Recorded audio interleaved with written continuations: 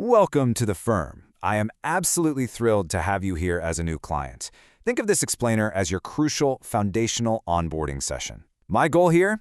It's not just to manage your portfolio, it's to empower you.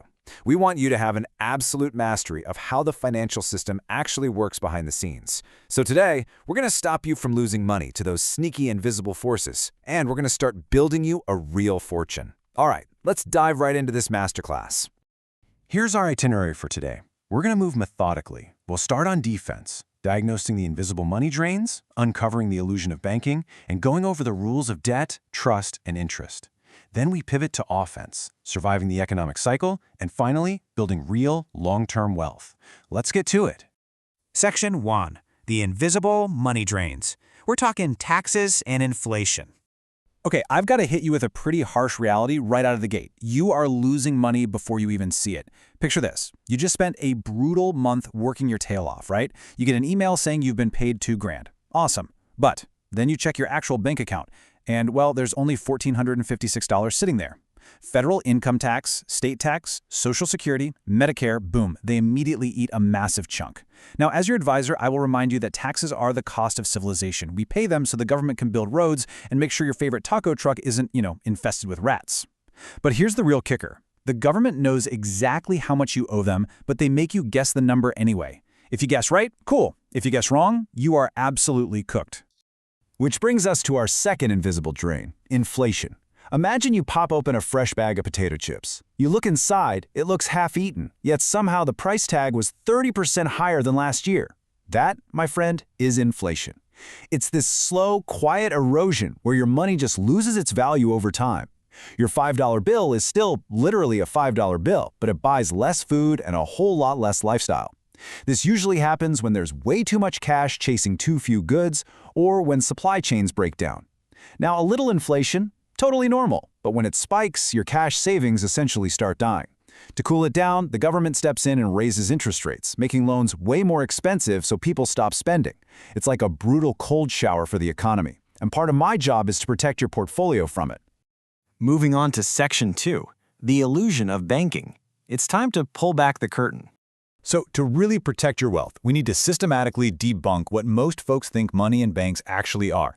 I'm just going to tell you straight up, the absolute weirdest part about money is that it isn't actually real. Seriously, whether we're talking about a crisp dollar bill, a digital Bitcoin, or a wooden stick, currency is fundamentally just a social construct. The only reason that paper dollar can buy you a coffee is because we, as a society, have collectively agreed it has value. It is a system built entirely on shared belief and trust. The government prints it, everyday people trade it, and central banks regulate it, basically walking a massive tightrope to make sure they don't print so much that it turns into monopoly money.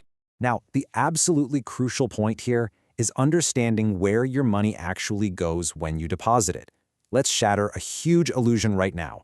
Banks are not giant underground vaults guarded by a dragon. They actually use what's called fractional reserve banking. When you walk in and deposit $1,000, the bank doesn't just lock it away in a little box with your name on it. No, they act as matchmakers. They keep maybe $100 in reserve, and then they immediately lend the other $900 out to some guy who wants to buy a jet ski. They make their profit by lending your money out at a much higher interest rate than they pay you. You're providing the supply. The bank is just taking a cut. All right, Section 3. Debt, trust, and interest. Let's learn the rules of the game. Mastering these specific forces is literally the difference between having adult credibility and facing complete financial ruin. And here is the magic number that dictates your entire financial life. 300 to 850. Your credit score. It's basically a shadowy algorithm that tracks your payment history, your credit usage, and your account longevity to determine exactly how much you can be trusted. Lenders look at this number and ask, if I give this person cash, are they actually going to pay me back? Drop below 580, and you are a walking financial red flag. Climb over 750, though, and you just sparkle with adult credibility. This one number decides if you get your dream house or if you get slapped with a soul-crushing 27% interest rate on a car loan. As your advisor, protecting this score is priority number 1 for us. And this concept of trust, it builds directly into how you experience interest.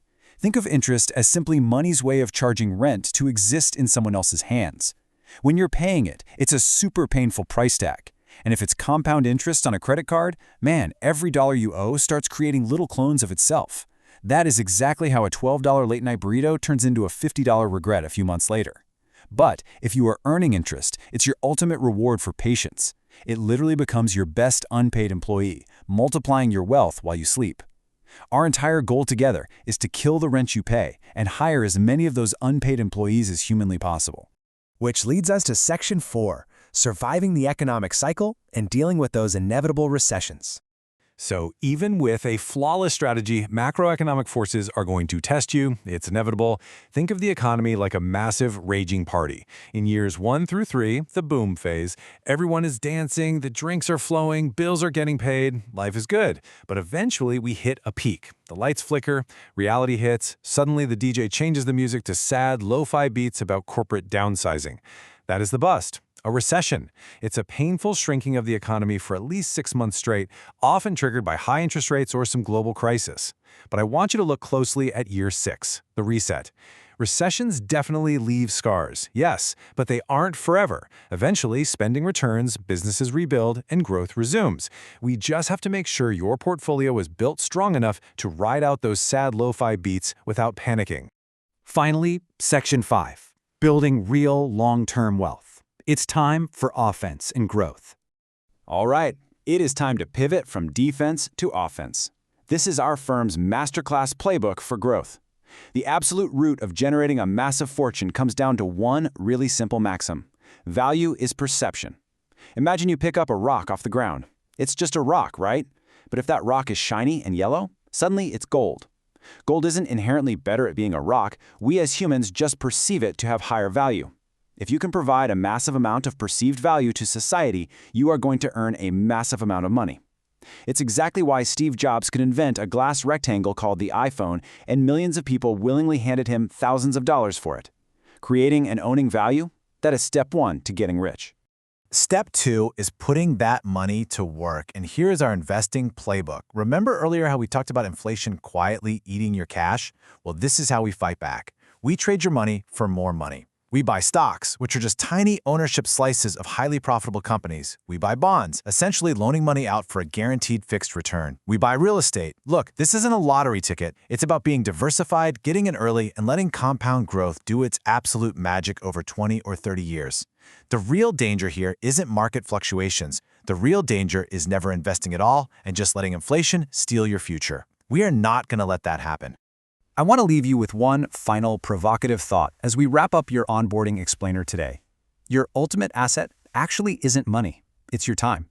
Most people out there trade an hour of their time for a fixed paycheck. But true wealth, that's built by training your hours to work for you.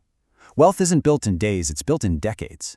A little money invested consistently and given enough runway turns into an absolute fortune. So the big question I have for you today is, will you let your time work for you? I am so incredibly excited to partner with you on this journey. Let's get to work.